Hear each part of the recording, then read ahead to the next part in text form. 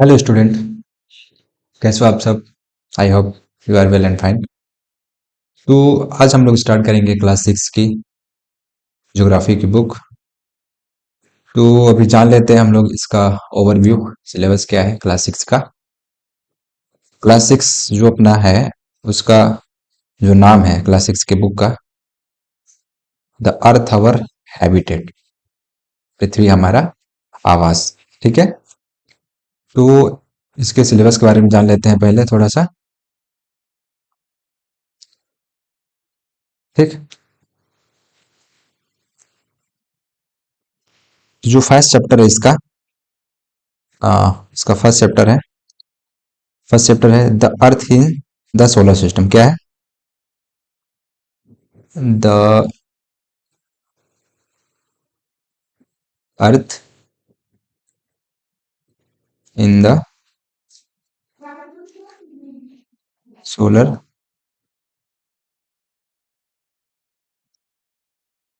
System. ठीक है, ये अपना फर्स्ट चैप्टर है जिसको आज कवर करेंगे। फिर उसके बाद अपना सेकेंड चैप्टर जो है वो है ग्लोब। क्या है? Globe, latitude and longitude. ठीक है। क्या है?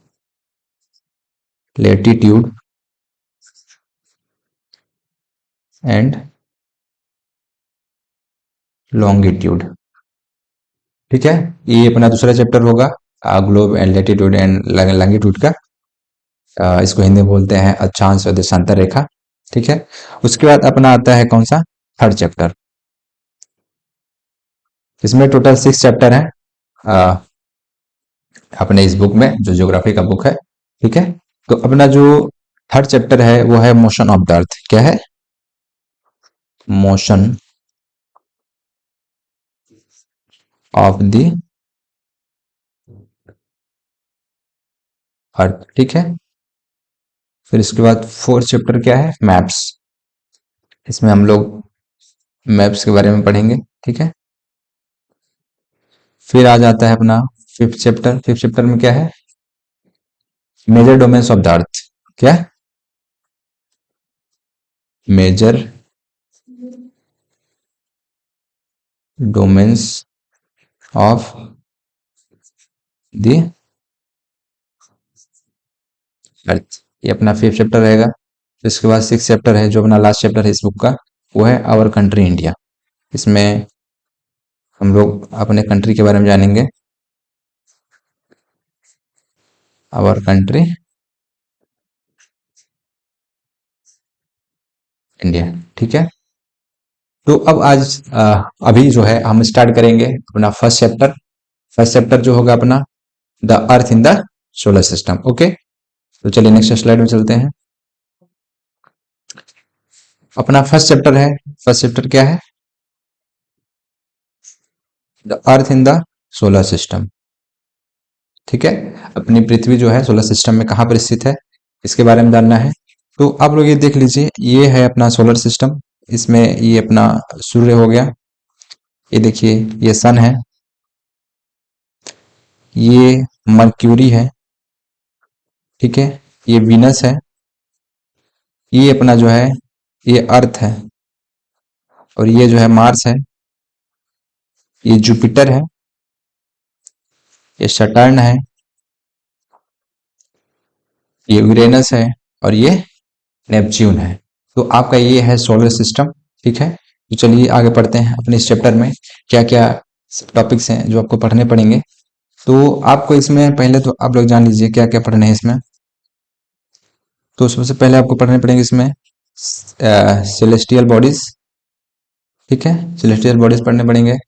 फिर उसके बाद आपको पढ़ना पड़ेगा स्टार्स, फिर प्लैनेट्स। प्लैनेट्स के बाद हम लोग पढ़ेंगे कंस्टलेशन। ठीक है। फिर द सन के बारे में पढ़ेंगे। फिर अर्थ के बारे में पढ़ेंगे।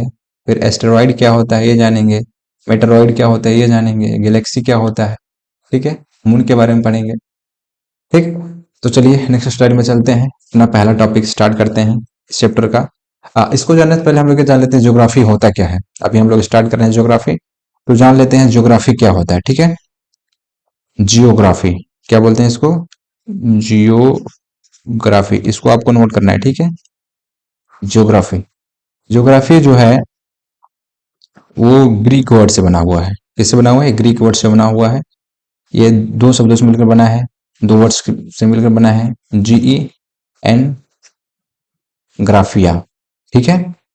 GN ग्राफिया शब्द से बना है, ठीक है।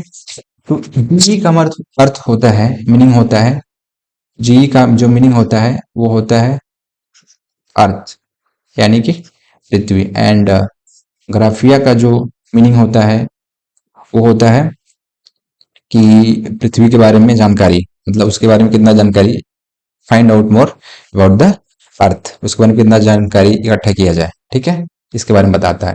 ठीक, तो ज्योग्राफी आपको समझ में आ गया क्या चीज़ है। ठीक, अब चलते हैं अगले टॉपिक में। तो सबसे पहले हम लोग जानेंगे सेलेस्टियल बॉडीज होता क्या है, ठीक है।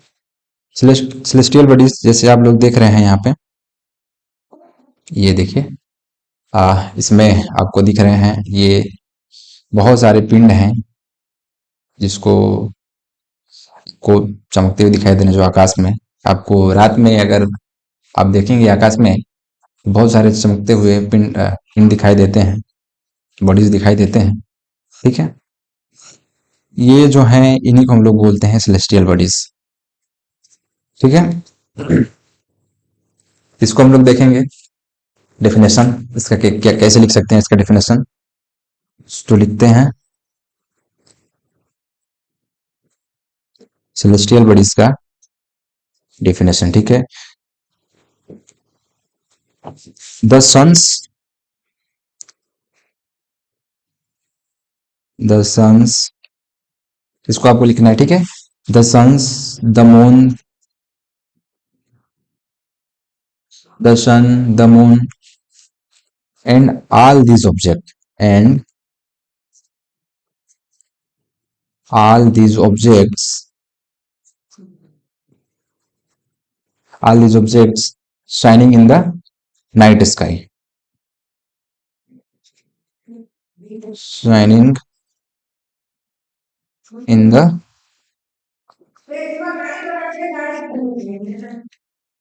night sky are called celestial bodies, are called celestial bodies, ठीक है। तो celestial bodies किसे कहते हैं, रात के समय जो भी चमकदार वस्तुएं दिखाई देती हैं, जैसे बहुत सारे स्टार्स हो गए, जैसे मून हो गया, सन हो गया, ये सब, इन सबको हम लोग बोल सकते हैं सेलेस्टियल बॉडीज, ठीक है। सेलेस्टियल बॉडीज को हिंदी में बोलते हैं खगोल पिंड, ठीक, खगोलीय पिंड, okay. Some celestial bodies are hit big and hot and they are made of gases, ये गैसेस से बने होते हैं, जो सेलेस्टियल बॉडीज होते हैं वो गैसेस से बने होते हैं, they are made up of gases, ठीक है। फिर इसके बाद अब अगला टॉपिक है क्या, स्टार्स, क्या है, स्टार्स। स्टार्स आप लोग नाइट में स्काई में देखते होंगे कि बहुत सारे टिमटिमाते हुए, ब्राइट करते हुए दिखाई देते हैं, पिंड दिखाई देते हैं, जिसको स्टार्स बोला जाता है, जो अपने आप में लाइट देते हैं, ठीक है। तो इसको देखते हैं कैसे डिफाइन कर सकते हैं इसको हम लोग, ठीक है। स्टार्स आर सेलेस्टियल बॉडीज, ये भी एक सेलेस्टियल बॉडीज है, तो लिखते हैं stars are celestial bodies which have their own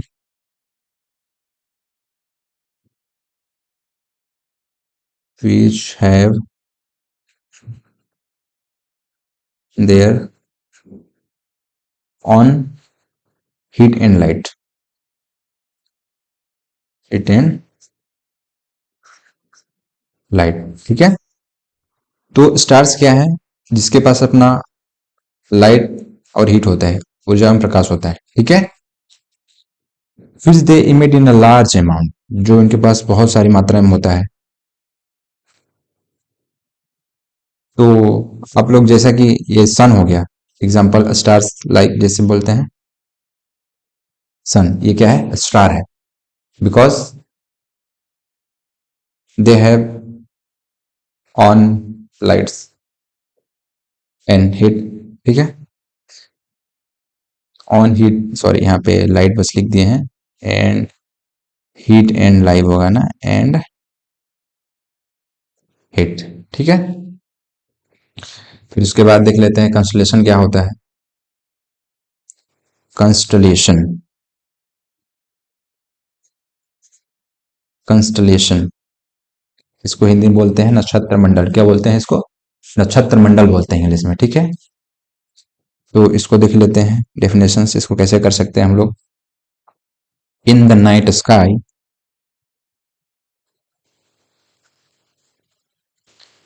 in the night sky, ये आपको लिखते जाना है, ठीक है।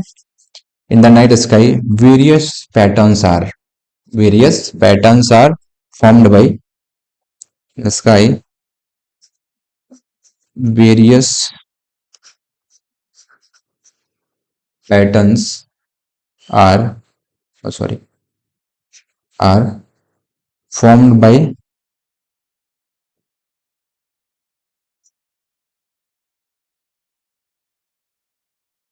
formed by different groups of stars, formed by different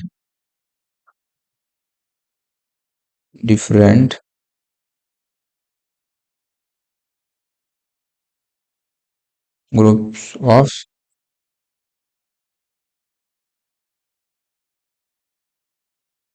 stars, stars called constellation,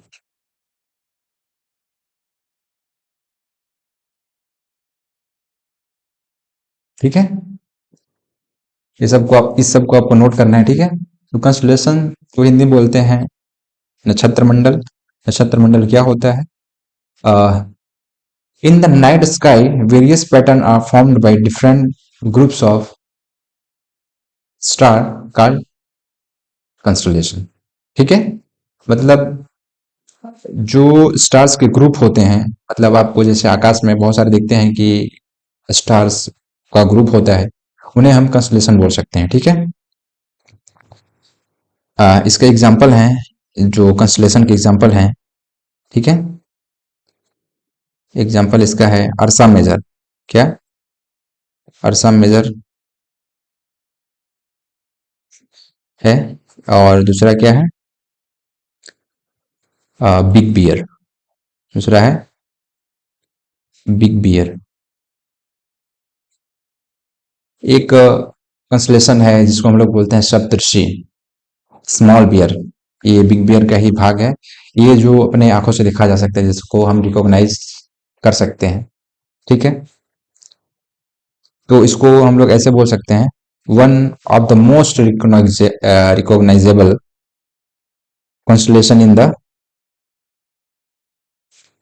is the small bear और सप्तऋषि। सप्तऋषि इसको क्यों बोला जाता है, इसको हम लोग देख सकते हैं, उसको क्या बोलते हैं, ओ स्मॉल बियर बोलते हैं उसको, ठीक है। हम लोग याद रखिए, जिसको अपने आंखों से देखा जा सकता है इसको स्मॉल बियर बोलते हैं, या सप्तऋषि, ठीक है। इसको अपने खुद की आंखों से देखा जा सकता है आकाश में, और 7 तारों का एक समूह होता है, ठीक है। 7 स्टार्स का ग्रुप होता है, ठीक है। फिर अब चलते हैं, अपना नेक्स्ट टॉपिक है प्लैनेट्स। अपना अगला टॉपिक क्या है, प्लैनेट्स। प्लैनेट्स आपको पता है क्या चीज है, प्लैनेट्स अपना अर्थ क्या है, ये प्लैनेट है, ठीक है। इसका खुद का हीट एंड लाइट नहीं होता, ये स्वयं से इसका ऑन हीट एंड लाइट नहीं होता, ठीक है। और ये क्या होता है कि एक निश्चित पथ पे सन के अराउंड परिक्रमा करता है। ठीक है, तो इसको हम लोग डिफाइन करते हैं इस तरीके से, यहां से डिफाइन करते हैं। ठीक, प्लैनेट्स आर सेलेस्टियल बॉडीज। क्या है ये? Planets are, oh sorry, celestial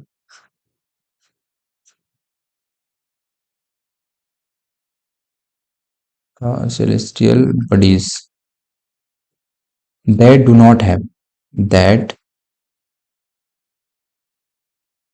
do not have, they do not have their own heat, and they do not have, they do not have heat, they do not have their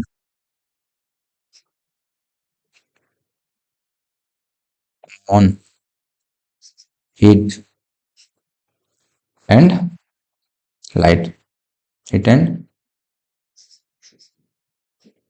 मतलब इसका खुद का जो होता है वो लाइट और प्रकाश नहीं होता है, खुद का ऊर्जा और प्रकाश नहीं होता है।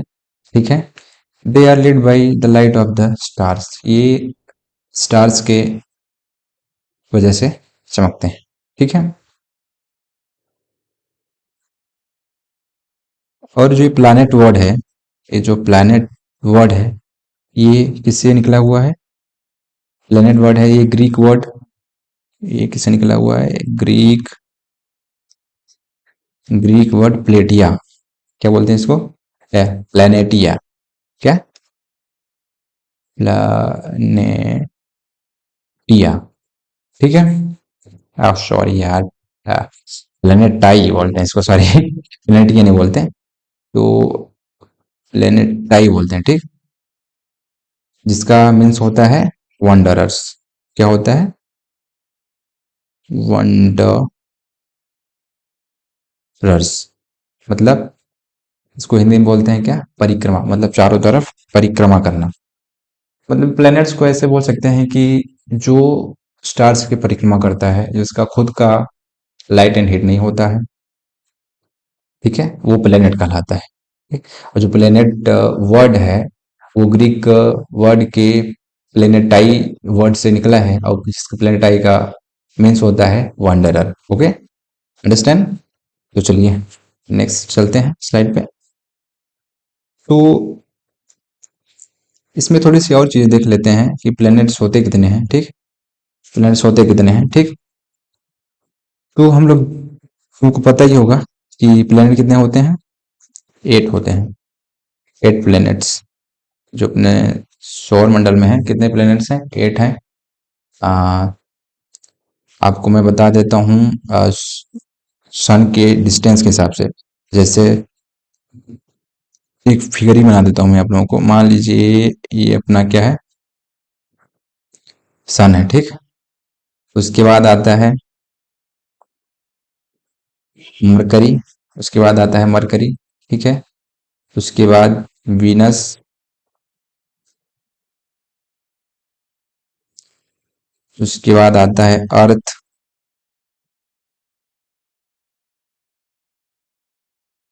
देन उसके बाद आता है क्या?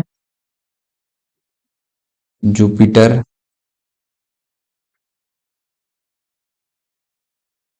देखिए ये ऐसे दूरी के हिसाब से है ये। ठीक है, ये दूरी के हिसाब से है। जुपिटर के बाद आता है सटर्न, उसके बाद आता है यूरेनस।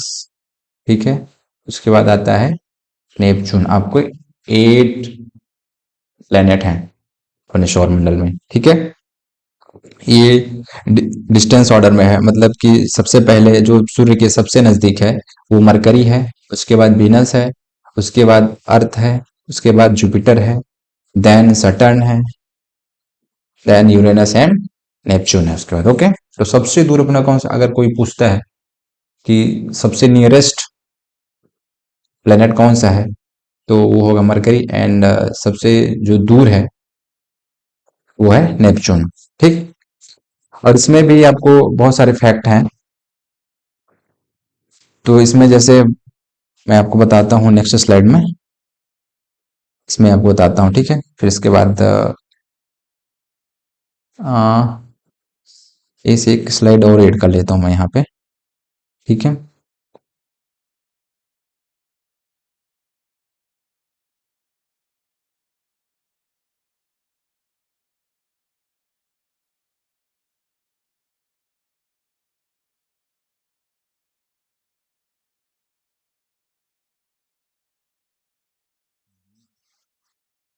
1 मिनट, थोड़ा सा टाइम दीजिए मेरे को।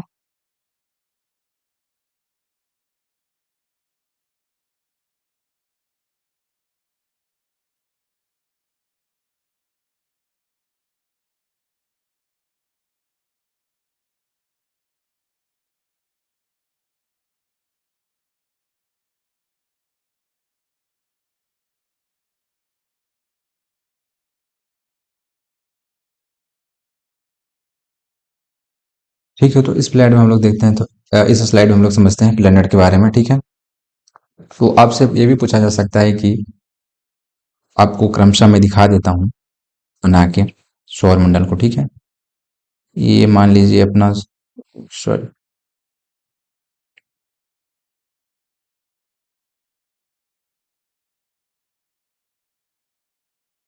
को दिखा देता हूँ मैं। मैंने वो चीजें तो बता दिया है कि कितनी दूरी पे है, कितनी क्या है। तो आप ये लोग ये जान लीजिए कि सबसे जो बिग है साइज के हिसाब से, वो है बिगेस्ट प्लैनेट। बिगेस्ट है जुपिटर साइज के हिसाब से, ठीक है। और सबसे स्मॉल है, स्मॉलेस्ट जो है वो है मर्क्यूरी। मर्क्यूरी, ठीक है। और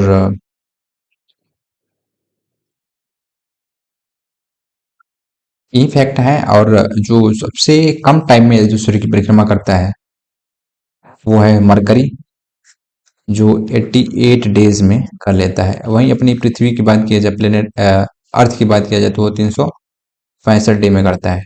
ये तो आप लोगों को पता ही है, ठीक है। तो चलिए चलते हैं, अपना सोलर सिस्टम क्या है उसको जानते हैं, ठीक है। अब जान लेते हैं सोलर सिस्टम के बारे में, ठीक। एक बात और, आपको अगर प्लेनेट याद करने हैं तो इसके एक जो याद करने का तरीका है वो है, अब इस तरीके से याद कर सकते हैं। हम्म, क्या बोलते हैं इसको, हाँ ऐसे इस तरीके से देखिए, मैं आपको दिखा रहा हूँ, ठीक। ये यहाँ से मैं लिखना स्टार्ट करता हूँ, ठीक है। My my very my very efficient efficient mother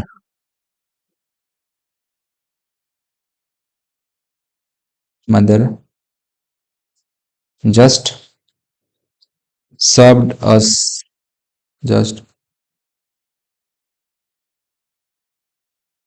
served अस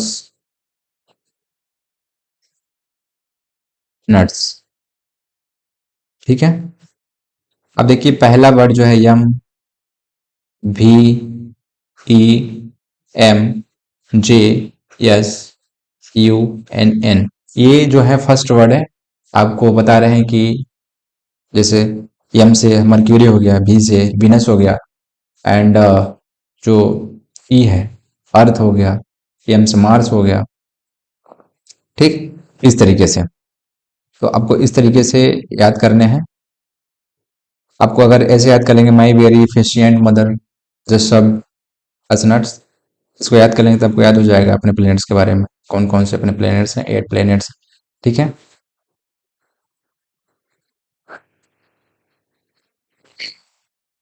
उसके बाद हम लोग देखेंगे, नेक्स्ट स्लाइड में देखते हैं, एक फैक्ट की चीज है कि एस्ट्रोनॉमर क्या है। एस्ट्रोनॉमर आपके एनसीईआरटी बुक में दिया हुआ है। एस्ट्रोनॉमर क्या है? Those who study celestial bodies, and their movements are called astronomers. जैसे अपने एंशियंट इंडिया के जो प्रख्यात हैं Aryabhatta ji. Aryabhatta was famous astronomers of ancient India. ठीक है, इस ये भी याद कर लीजिएगा थोड़ा, इसको लिख लेते हैं। ठीक है, यहीं पे आप लोग लिख लीजिएगा, मैं बोल देता हूँ। ठीक है, तो एस्ट्रोनॉमर करके हेडिंग डाल लीजिएगा। एस्ट्रोनॉमर, नॉमर्स हो गया है, एस्ट्रोनॉमर बस कर लीजिएगा। ठीक है, ऐसे करके हेडिंग डाल लीजिएगा। तो लिखिएगा those who study those who study the celestial bodies, those who study the celestial bodies and their movements are called astronomers. ठीक है, उसके बाद आप लोग लिख लीजिएगा कि आर्यभट्टा,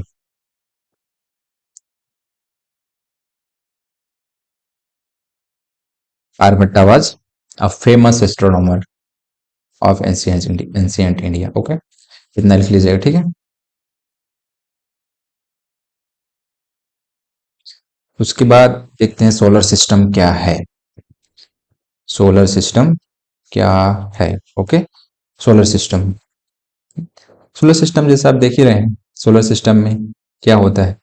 सोलर सिस्टम के अंतर्गत सन आता है, प्लैनेट्स आते हैं, और इसके अंदर में सैटेलाइट्स आते हैं, मून्स आता है, मून आता है, एस्टेरॉइड आता है, मेटेरॉइड आता है। ठीक है, मतलब इसके अंतर्गत जितने भी हैं वो सब आते हैं। तो इसको हम लोग ऐसे इसका डेफिनेशन लिख सकते हैं।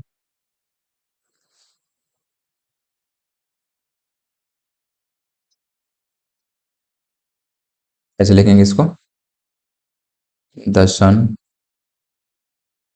और सोलर सिस्टम का जो मेन होता है, हेड होता है, वो सन होता है। ठीक है, the sun eight planet, satellites,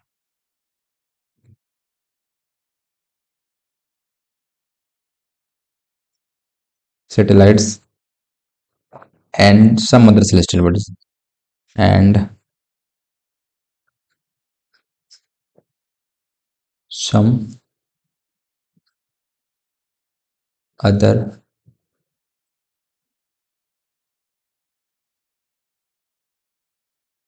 celestial bodies okay are known as, no मतलब ये बता रहा है आपको, the sun and planet satellites and some other celestial bodies known as asteroid, known as asteroid, and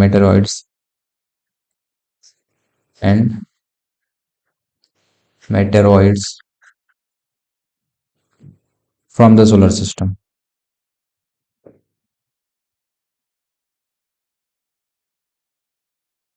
from the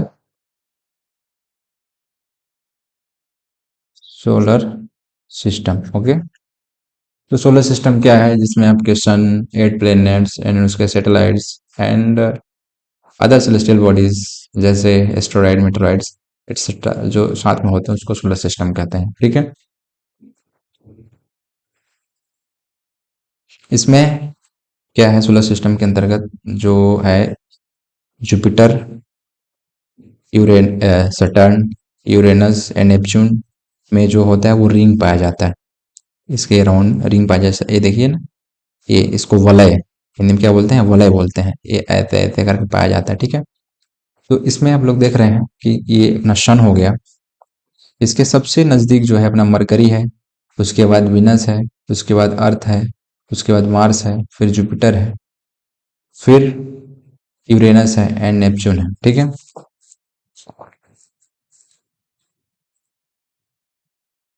ये सभी अपने एक निश्चित पथ पे परिक्रमा करते हैं, इसी को ऑर्बिट्स बोला जाता है। ये जो है ना, ये अपने एक पथ पे चलते रहते हैं और अराउंड द सन घूमते रहते हैं। तो इसी को ये जो है, ये इसको ऑर्बिट्स बोला जाता है, कक्ष बोला जाता है हिंदी में। ठीक है, ऑर्बिट्स। ओके, तो आपको ये समझ में आ गया। और इसकी जो बेसिक चीज़ें हैं, जैसे 88 डेज में पूरा करता है। और इसको जो ये वीनस जो है, इसको सिस्टर बोला जाता है, अर्थ की सिस्टर बोला जाता है, बिकॉज इसका साइज और शेप सेम है, इसके वजह से। ठीक है।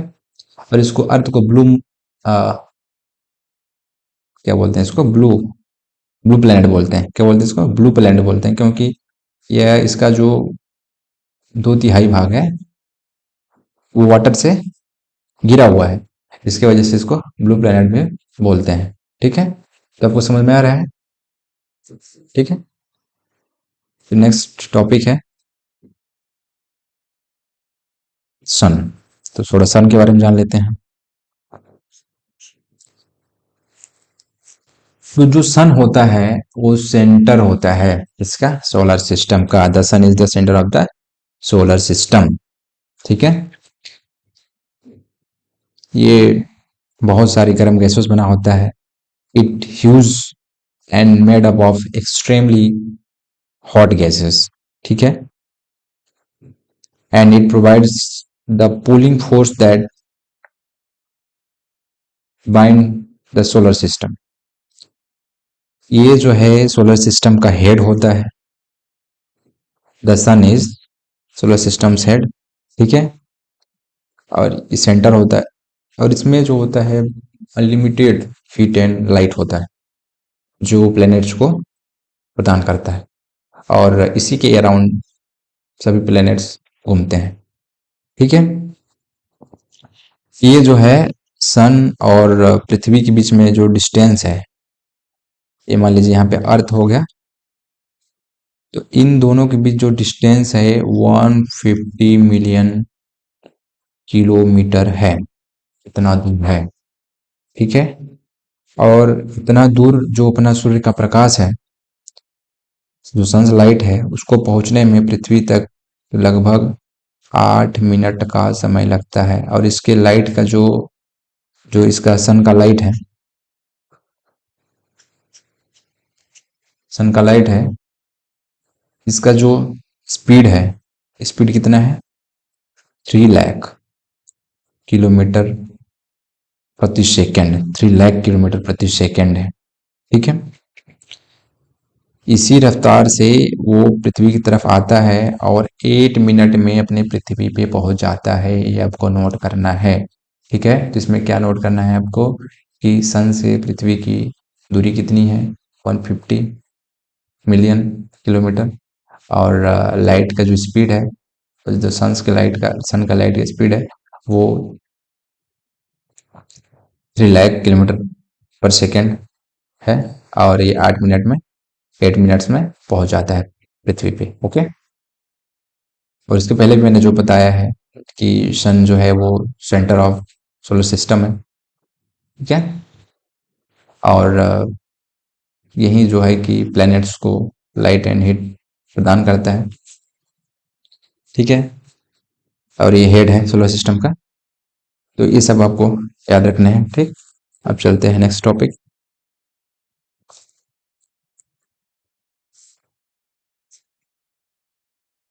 नेक्स्ट है अपना अर्थ। क्या है, अर्थ। अर्थ के बारे में जानते हैं आप?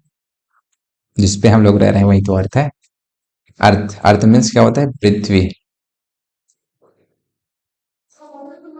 पृथ्वी, इसका जो साइज है ना वो जियोड है। क्या है, जियोड है। मतलब कि जैसे ये ऐसा है ना, ये इसका जो पोल साइड है ना, ये यहाँ पे, ये जो है चपटी है। चपटी होने की वजह से इसकी आकृति को जियोड बोला जाता है। ये गेंद की तरह नहीं है। बोलते हैं ना कि अर्थ अपनी जो है वो गेंद की तरह है, गेंद की तरह नहीं है, वो जियोड है। क्योंकि वो अपने पोल पे, ध्रुव पे जो है वो हल्की हल्की चपटी है। ठीक है। इसलिए इसको जियोड बोला जाता है। जियोड साइज है ये, एक बॉल की साइज नहीं है, जियोड की साइज है। ठीक है। तो ये बात आपको ध्यान रखनी है। अगर कोई बोलता है कि बॉल के आकार है, तो बोलना नहीं है, वो जियोड के आकार है। मतलब उसके ध्रुवों पे जो है वो चपटी हुई है हल्के हल्के। ठीक है। तो इसको ब्लू प्लेनेट भी बोला जाता है। इसको क्या बोला जाता है, ब्लू प्लेनेट, बिकॉज क्यों बोला जाता है ब्लू प्लेनेट? बिकॉज जो अर्थ सरफेस है अपना वो टू थ्री टू थ्री हिस्सा जो है, टू बाई थ्री हिस्सा जो वो वाटर से कवर्ड है। इसके वजह से इसको ब्लू प्लेनेट बोला जाता है, क्योंकि ऊपर से देखने पर पूरा ब्लू ब्लू दिखाई देता है, पानी बंद दिखाई देता है। इसके वजह से हम लोग इसको ब्लू प्लेनेट बोलते हैं। ठीक है ना? और ये जो है सूर्य के थर्ड नियरेस्ट है, थर्ड नियरेस्ट, तीसरा सबसे बड़ा नजदीकी प्लेनेट है। और ये जो साइज में है, ये फिफ्थ है साइज में। ठीक, साइज में जो है फिफ्थ बड़ा है, पांचवा स्थान रखता है बड़ा होने में।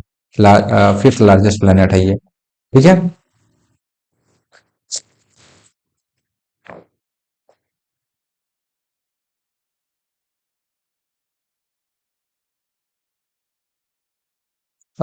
इसमें चूंकि जीवन पाया जाता है, लाइफ लाइफ पाया जाता है, इसका रीजन यह है कि इसके जो पृथ्वी ही अपना एक ऐसा प्लेनेट है जिस पे जीवन पाया जाता है, लाइफ पाया जाता है। Because there are air and water, जो कि यहाँ पे वाटर है एंड एयर है। ठीक है, इसके वजह से यहाँ पे जीवन संभव हो सका है। नहीं तो अगर ये ना होता तो अपना लाइफ सरवाइव करना मुश्किल हो जाता। ठीक है, तो इस बात को आपको ध्यान रखना है। नेक्स्ट है the moon. The moon, moon क्या है? इसको बोलते हैं क्या? चंदा मामा, चंद्रमा। ठीक है, तो ये है अपने अर्थ का सैटेलाइट है, जो एकमात्र मून है, अर्थ का एकमात्र मून है, सैटेलाइट है ये। ठीक है, ये जो है अब बोलते हैं सैटेलाइट होता क्या है। अब सैटेलाइट की बात कर लें थोड़ी सी। सैटेलाइट, सैटेलाइट होता क्या है? सैटेलाइट वो होता है जो प्लैनेट्स की परिक्रमा करता है। ठीक है, इसको हम लोग ऐसे बोल सकते हैं, satellite is a celestial body that moves around the planet in the same way as the planet move around the sun. मतलब कि इसका मतलब यह है कि जो अब जो प्लैनेट जैसे हैं कि वो सन्स के अराउंड परिक्रमा करते हैं, ठीक है, मूव करते हैं, वैसे ही मून है वो अर्थ के अराउंड मूव करता है, सेम एज अपने ऑर्बिट पे वो मूव करता है। तो हम लोग सैटेलाइट उसको बोलते हैं जो प्लैनेट्स के अराउंड मूव करे, वो सैटेलाइट है। और इसका खुद का तो वो होता नहीं है लाइट, उसी की तरह ये सूर्य के लाइट से, हीट से चमकता है। ठीक है, इसमें ब्राइटनेस आता है। तो इसका जो साइज है, इसका साइज जो है ये पृथ्वी के कितना है? 1/4 है। इसका जो डायमीटर है, व्यास है, इसका जो डायमीटर है, यह पृथ्वी के कितना है? 1/4 है। इसके 1/4 ही मून है। मान लो ये अपना पृथ्वी है इतना बड़ा, तो इसका मून कितना है? इतना बड़ा मून है, 1/4। ठीक, एक छठा भाग है मान लो। फिर नेक्स्ट देखेंगे हम लोग, सॉरी पहले इसी के बारे में जान लेते हैं। अच्छा, ये तो हो गया। तो जो अपना जो एक है नील आर्मस्ट्रॉन्ग, आपको नाम सुने हैं? नील, क्या? नील आर्मस्ट्रॉन्ग, जानते हैं? ये फर्स्ट मैन है जो मून पे अपना फर्स्ट स्टेप रखे थे। ठीक है, ये कब रखे थे, कब गए थे वहां पे? 21 जुलाई 1969 को। ठीक है, ये भी आपको फैक्ट याद रखना है, बहुत ही इंपॉर्टेंट फैक्ट है। तो इसको आपको याद रखना है कि जो अपना फर्स्ट स्टेप है नील आर्मस्ट्रॉन्ग में रखा था मून पे, वो भी 21 जुलाई को 1969 में। तो इसको ऐसे हम लोग लिख सकते हैं Neil Armstrong was the first man to step on the surface of the moon on 21 July 1969. Okay okay? और हम लोग ये भी देखते हैं कि जो अपना मून है वो पृथ्वी से सबसे बड़ा दिखाई देता है, बिकॉज क्योंकि ये सबसे नियर है अपने पृथ्वी के, नियरेस्ट सेलेस्टियल बॉडीज बोल सकते हैं इसको, ठीक है। और इसकी दूरी कितनी है पृथ्वी से? 3,84,400 इसकी दूरी है अपनी पृथ्वी से, ठीक है।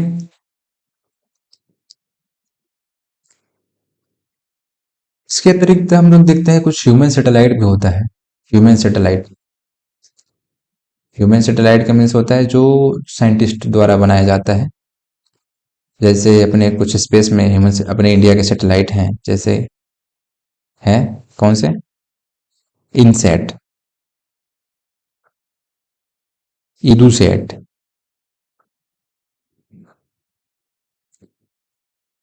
ठीक है। ये कुछ हैं जो इंडियन सैटेलाइट हैं जो स्पेस में है, जो कि यूनिवर्स को देखने के लिए काम आता है। उसमें क्या मूव हो रहा है, क्या नहीं हो रहा है, ये सब की जानकारियों के लिए और कम्युनिकेशन के लिए यूज किया जाता है इन सब का, ठीक है। तो इसको ह्यूमन मेड सैटेलाइट को आप लोग ऐसे बोल सकते हैं, human made satellite is an artificial body, it is designed by scientist to gather information about the universe for communication, ठीक है। अब देखते हैं अपना नेक्स्ट टॉपिक है, वो है एस्टेरॉइड का। एस्टेरॉइड मीन्स होता है क्या है? एस्टेरॉइड मीन्स होता है क्षुद्र ग्रह। ये जो है आपका मार्स और जुपिटर के बीच में ऐसे ऐसे करके आपको पाया जाता है, एकदम बहुत ज्यादा है। इसी को आप लोग एस्टेरॉइड बोलते हैं, ठीक है। तो एस्टेरॉइड को हम लोग ऐसे लिख सकते हैं, asteroid are tiny bodies that moves around the sun. ये टीनी बॉडीज हैं जो सन के अराउंड मूव करती रहती हैं, आप लोग इतना याद रखिएगा, ठीक है। They are found between orbit of Mars and Jupiter, जैसे मैं आपको बताया। दे आर फाउंड बिटवीन, जैसे ये ऑर्बिट्स है, मार्स ऐसे घूम रहा है, इन दोनों के बीच में जो है पाया जाता है ये अपना एस्टेरॉइड, ठीक है। एस्टेरॉइड पाया जाता है, ठीक।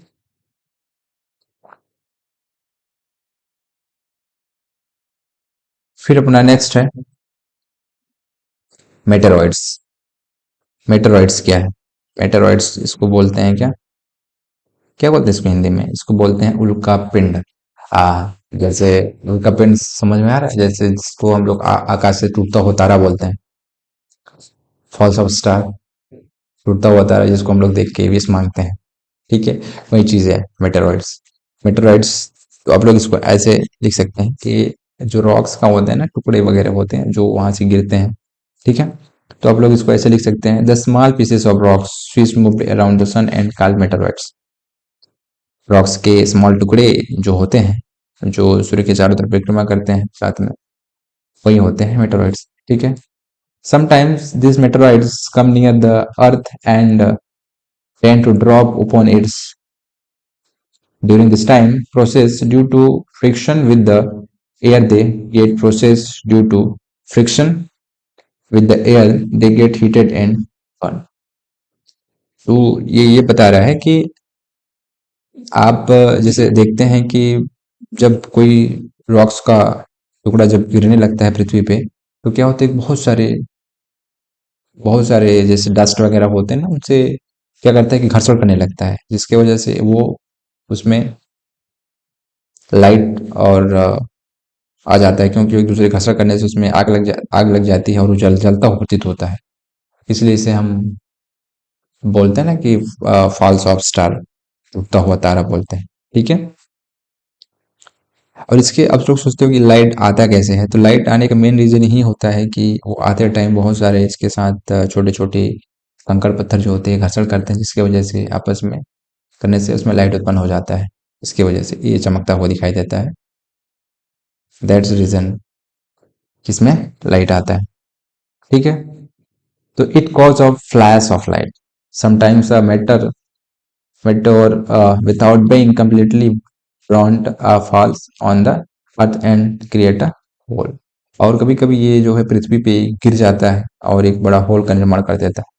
ठीक है, जिससे जिससे अपना ये चिल्का फॉल्स, चिल्का फॉल्स बोलने नहीं, नहीं नहीं, ये जो राजस्थान में है ये फॉल्स है, उसी उसी की वजह से बना है। ठीक है, फिर अपना नेक्स्ट टॉपिक है गैलेक्सी। क्या है गैलेक्सी? गैलेक्सी क्या है? A galaxy is a huge system. कैसे लिखते हैं इसको? A galaxy is the sorry is a huge system। क्या? huge system of billions of star, of billions of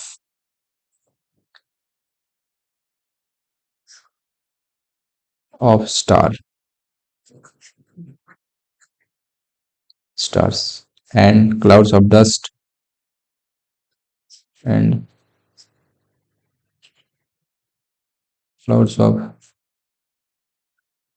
dust and gases।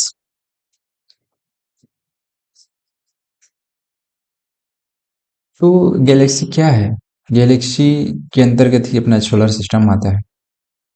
ठीक है, इसको आकाश गंगा बोलते हैं हिंदी में। इसके अंतर्गत जो बहुत बड़ा पृथ्वी जैसे आकाश हम देखते हैं बहुत सारा दिखाई देता है, पूरा आकाश देखते हैं तो ऐसा लग वो क्या है, उसको यूनिवर्स बोलते हैं। लेकिन उसी में से कुछ पार्ट अलग होते हैं, जैसे अपने अपना जो जो अपना है मिल्की वे जिसको बोलते हैं गैलेक्सी, आकाश गंगा, जो अपना सोलर सिस्टम है, तो बहुत सारे उसमें ऐसे पाए जाते हैं। Billions of stars and dust planets etcetera जो पाए जाते हैं उन्हीं को हम लोग गैलेक्सी बोलते हैं। These are millions of such galaxies, और बहुत सारी गैलेक्सीज मिलके क्या बनाती हैं? यूनिवर्स बनाती हैं। और एक यहाँ पे यूनिवर्स भी आप जोड़ लीजिए, एक यूनिवर्स, यूनिवर्स क्या बोलते हैं? They these are millions of such galaxies, क्योंकि बहुत सारी मिलियंस ऑफ सच गैलेक्सीज क्या कहलाता है? यूनिवर्स कहलाता है। That make the universe, millions of such galaxies make that make the universe, मतलब बहुत सारी गैलेक्सियां मिलके एक यूनिवर्स निर्माण करती हैं। और बहुत सारे सौर मंडल मान लेते हैं मिलके गैलेक्सी निर्माण करती हैं। तो इसको आप लोग ऐसे देख सकते हैं कि जब बहुत सारे सोलर सिस्टम मान लीजिए जिस टाइप का हो गया, बहुत सारे हो गए, इनके निर्माण से बनता है क्या? गैलेक्सी। ये गैलेक्सी है, और बहुत सारी ऐसे ही गैलेक्सियां बनके बनता है क्या? यूनिवर्स। ठीक है, और इसके सोलर मंडल के अंतर्गत बहुत सारे प्लेनेट हो गए, स्टार्स हो गए, गैलेक्सीज के अंतर्गत स्टार्स हो गए, मतलब टोटली जो अपना आकाश में दिखाई देते हैं यूनिवर्स बोल सकते हैं। और उसके अंतर्गत मेनी गैलेक्सीज होती हैं एंड मेनी सोलर सिस्टम्स होते हैं। सोलर सिस्टम नहीं कह सकते, कुछ और भी जिनका अलग अलग नाम हो सकता है। तो अपना जो सोलर सिस्टम जिसमें अपना सन है और 8 प्लैनेट्स हैं, उनको परिवार को हम लोग बोलते हैं, फैमिली को बोलते हैं सोलर सिस्टम। तो आज का क्लास होता है खत्म।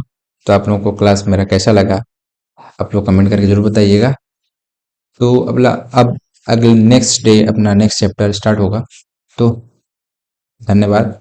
आपको वीडियो अच्छा लगता है तो लाइक और सब्सक्राइब जरूर करिए, साथ में अपने फ्रेंड्स को भी शेयर करिए। Thank you.